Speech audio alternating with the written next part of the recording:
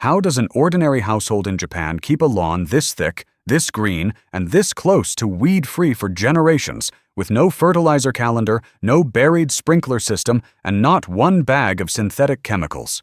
And meanwhile, you have tried almost everything, and your lawn still refuses to look the way you want it to. The 4-step program from the big box store didn't get you there. The lawn service that quietly raised its price every spring didn't get you there either. Here is the idea: the entire American lawn care aisle is built to keep you from noticing.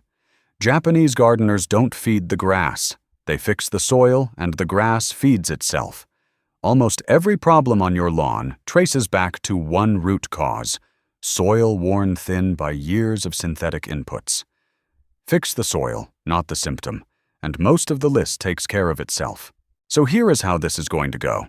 First, we'll walk through the Japanese approach to 7 of the most common lawn problems, one at a time: brown patches, weeds, bare spots, grubs, soggy ground, dog burns, and the yellow color no amount of fertilizer ever seems to fix. Each one costs a fraction of what you're spending now. Then I'll show you the short list of seasonal habits that keep every one of those problems from ever coming back. Start with the most visible one in midsummer: those brown circular patches that look like the sprinkler skipped a spot. Here's what most people get wrong. They are not from drought, and they're usually not from grubs. They're a fungus. Brown patch, Rhizoctonia solani, and it almost always comes back to a single habit: watering in the evening. The blades stay wet for 10 or 12 hours in warm, humid air, and the fungus gets everything it needs to spread. The Japanese approach has 2 parts. First, stop watering at night entirely. Water at sunrise so the blades dry by mid-morning. Second, take plain cornmeal from the grocery baking aisle and spread it over each patch, roughly a pound per 100 square feet. Soil scientists at Texas A&M have looked at how cornmeal feeds a native soil fungus called trichoderma that competes with brown patch. Results in real lawns vary, and turf researchers still debate how reliable it is.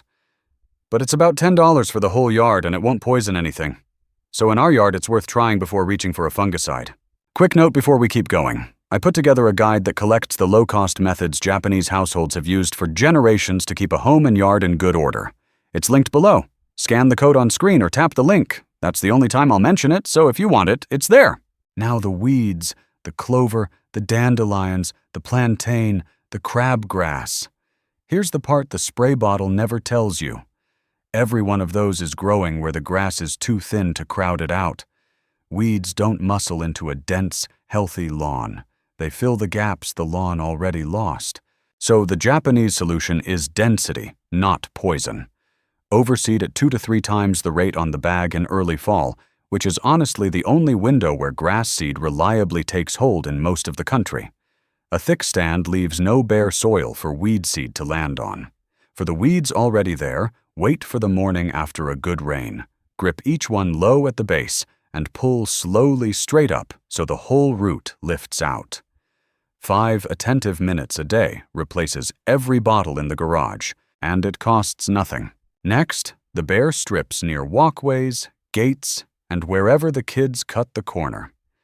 It's tempting to think the problem is seed, but it isn't. You can reseed 10 times and nothing holds because the real problem underneath is compaction. Years of footsteps have pressed that soil to about the density of a sidewalk, and roots simply can't push into it. The fix is a garden fork. The flat-tined kind, not a round pitchfork. Push it straight in every 6 inches across the bare area and rock it gently back and forth to fracture the soil without lifting it. Top dress with a 1/4 inch of compost, then reseed in early fall. The spot fills in within a season and stays filled because the soil under it can finally breathe. Cost is basically nothing if you make your own compost. Now grubs. And there's a real irony here. The white grubs chewing your roots are mostly the larvae of the Japanese beetle. The name is honest about where the insect came from. It was carried into the United States by accident around a century ago, first found in a New Jersey nursery in 1916, almost certainly on a shipment of iris bulbs from Japan. But here's what the label leaves out. Japanese beetles barely register as a problem in Japan. They exist there, but in numbers so low, most households have never heard of grub damage. The reason is that Japanese soil still supports a full cast of predators: beneficial nematodes, ground beetles, parasitic wasps, birds that keep grub numbers in check. A lot of American soil, after decades of synthetic inputs, supports almost none of them. The grubs boom here because nothing is left to eat them. So the Japanese approach is to restore the missing predator, not to carpet bomb the prey. Beneficial nematodes, microscopic heterohabditis worms, run about $25 a package at a garden center. Water them in at dusk in late summer when the larvae are small and feeding near the surface, using a regular hose end sprayer, and keep the soil moist for a couple of weeks. They hunt the grubs down, and they don't harm earthworms, birds, pets, or the lawn. Restore the predator. Don't poison the prey. Quick one while we're here. Tell me in the comments what you've been putting on your lawn this year. The 4-step bag, a lawn service, weed and feed, all of the above? And did it actually work? I read these. For the soggy spots that never quite dry, usually at the base of a downspout or a low corner, the cause sits below the topsoil. The top 6 inches drain fine. The clay layer a foot down is packed solid, so water just sits on it. The expensive answer is a contractor-installed French drain. The Japanese-style fix is far cheaper. Auger a 4-inch hole every 3 feet across the wet area with a rented hand auger. Backfill each one with washed gravel to about 2 inches below the surface. Then cap with topsoil and seed. Water now runs down each gravel column and drains sideways into the deeper soil. Call it $40 of gravel, and half a day. One safety note: call your utility locate line before you auger, so you're not drilling into anything buried. For the yellow burn spots where the dog goes, the cause is concentrated nitrogen, and salts the grass can't process fast enough. The fix is fast and free.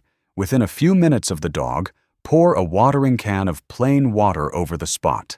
The nitrogen disperses, the salts wash down, the grass rides it out. For spots already burned, reseed with perennial ryegrass instead of Kentucky bluegrass. Ryegrass shrugs off urine salts noticeably better, and once it establishes the yellow stops forming. About $30 of seed covers an average yard. And the yellow that won't budge no matter how much fertilizer you throw down. Almost every homeowner has been here. The cause usually isn't a nitrogen shortage at all. It's iron. The blade needs iron to make chlorophyll, the green pigment, and a lot of lawns are simply short on available iron. A bottle of chelated iron runs about $15. Mix it per the label and spray it across the lawn with a hose end sprayer. In our yard, the color deepens within a day or two, and it's a genuine green rather than the forced rush a nitrogen bag gives you. Most people have been pouring on more and more nitrogen for a lawn that was hungry for iron the whole time. Now let me say something plainly about the 4-step fertilizer program, because the internet is full of bad advice on this one, and it's the quiet villain of the whole story. Every brand on that aisle does basically the same thing. Synthetic NPK is a sugar rush for the blade. Fast green on top, almost nothing for the roots underneath. The grass gets dependent. Skip the program for a month and the lawn sags because it never built a real root system. Meanwhile, the synthetic salts grind down the soil life, the bacteria, the fungi, the earthworms that build fertility for free. So every year you need a little more product to get the same look. A lawn on that cycle is hooked and doesn't know it. The soil-first approach builds a lawn that doesn't need feeding because the soil is alive and feeding the grass on its own. Honestly, just skip the program. And most of the rest of that aisle too. The pre-emergent crabgrass killers take out earthworms and the same soil fungi that would have kept your grubs down. The weed and feed combos carry herbicides like glyphosate and 2,4-D. Studies have linked some of these to non-Hodgkin lymphoma in people who apply them. And in 2015, the World Health Organization's Cancer Agency classified glyphosate as a probable human carcinogen. The science is still debated, but for a few dandelions, the trade-off isn't one I'd take. The lime the store pushes every spring only helps if a soil test actually shows your soil is too acidic, and most lawns don't need it, and the daily light watering and irrigation installer sets up trains a shallow, fragile lawn that fries the first hot week. None of it is necessary, because what we're building runs on a completely different principle. One honest caveat. If your lawn has been on chemical programs for 10 years or more, the soil under it is close to dead, and the switch takes 2 to 3 seasons to fully land. Year 1, it looks a little worse before it looks better. The dandelions get bold before the density wins. By season 2, it's recovering. By season 3, it's thicker, greener, and lower maintenance than it ever was on chemicals. The Japanese answer to impatience. Think in seasons, not weekends. Now the part that actually earns the word Japanese. The principle under every healthy lawn here is tsuchizukuri, soil making. A Japanese gardener doesn't really grow grass. They spend years quietly building a living layer of soil, and the grass just shows up and thrives in it. Once you see it that way, the whole feed-the-blade industry looks backwards. There's a tradition worth pausing on because it shows how seriously the soil itself is taken. In rural Japan, fermented composting, bokashi, has been refined for centuries. Kitchen scraps, rice bran, and a little wood ash, layered and left to ferment, producing an amendment so alive with microbes that a thin layer worked into a tired lawn can shift the color of the grass within a month. You won't find that at the garden center. But it's the same patience that keeps the famous moss garden at Saihoji Temple in Kyoto alive, a garden first shaped almost 700 years ago, on temple grounds older still, where the moss itself crept in over later generations and has been tended ever since. Your lawn doesn't need to last 700 years, but the principle scales down. Feed the soil, and the soil feeds everything above it for as long as you live there. And for the shady corners where grass never takes, under the maple, along the north wall, stop fighting it. In Japan, those spots become kokaniwa, moss gardens. Moss asks for nothing, holds the soil better than grass, and is part of why Japanese gardens are loved worldwide. A deep shade pocket wants to be moss, not grass. So here are the habits that keep it that way. And a few of them reverse the standard American advice. Start with mowing height, because most people cut too short.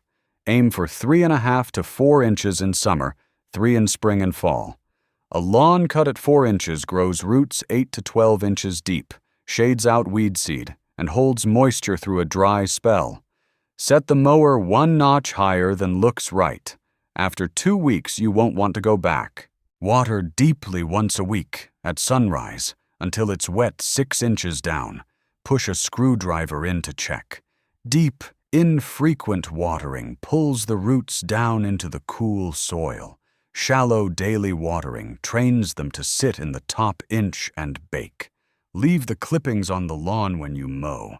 They hand back a real share of the nitrogen you'd otherwise bag up and re-buy. That's motai nai. Not wasting what's already useful, and the timing reversals, because most people have these backwards. Aerate in spring, not fall. In spring, the grass is growing and fills the holes in weeks. Holes left open over winter, just collect water and do nothing. Water at sunrise, not the evening, so the blades dry before the humid night. Mow when the grass is dry, never wet. And overseed in mid-September, not April. 3 small sessions a year. A 1/4 inch of compost in mid-spring, a fork aeration in late spring. An overseed in early fall, about 4 hours total. That's the whole calendar. Let's talk money. Nematodes for the grubs, about $25 a season. Cornmeal for the brown patch, $10. Compost, free if you make it, maybe $30 if you buy it. Seed for the fall overseed, $30. Chelated iron, $15. A soil test from your county extension office, around $15.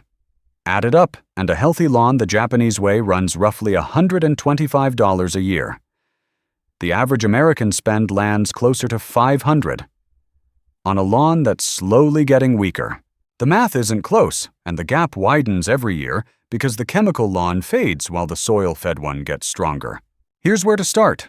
This weekend, walk the lawn with a notebook and mark which of the 7 you actually have: patches, weeds, bare spots, grubs, drainage, dog burns, or yellow. Treat each with the method we covered. The weekend after, fork aerate if it's been over a year, and top dress a 1/4 inch of compost. In mid-September, overseed at twice the bag rate. After that, the calendar is simple. Mow at 3.5 to 4 inches, water deeply once a week at sunrise. Leave the clippings, nematodes once in late summer, top up the iron midsummer if the green fades. That's the whole year, about 10 hours spread out. The deeper lesson here isn't really about lawns or fertilizer or aeration, it's a way of thinking. Feed the system, not the symptom. Build the soil and the grass takes care of itself. Tend slowly across years instead of fighting one big battle every weekend. Most of the modern lawn routine was shaped by companies selling you the next bag. The Japanese approach was shaped by households who already learned the next bag was the problem. Once you see the difference, you can't unsee it. Your yard becomes the one on the block that looks effortless, and the neighbors will assume you're paying for a service you've actually stopped paying for. The truth is, you stopped paying anyone, and the soil started doing the work. If you want all of this in one place, the guide is linked below. Tell me down in the comments which lawn problem has been driving you craziest the longest, and subscribe for more of the Japanese method. Next week, we're taking the backyard back from mosquitoes, ticks, and wasps without a single can of bug spray. See you then.